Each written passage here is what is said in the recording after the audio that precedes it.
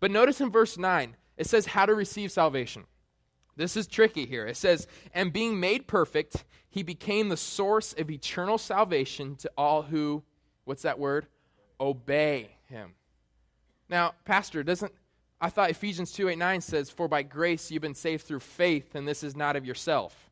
It's a gift of God, not of works. So when we think obey, we think, I got to do this, this, this, this, and this, and then I'll receive Christ.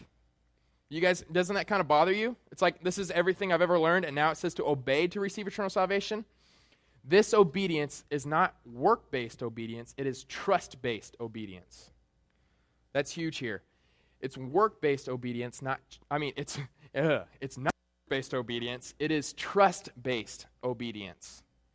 It shows that there needs to be effort. Dallas Willard says it best. Grace, tweet this, okay? Grace is not opposed to effort. It is opposed to earning. Think about that. Grace is not opposed to effort. It is opposed to earning. There needs to be this action. Why he says obey, he says this act of faith.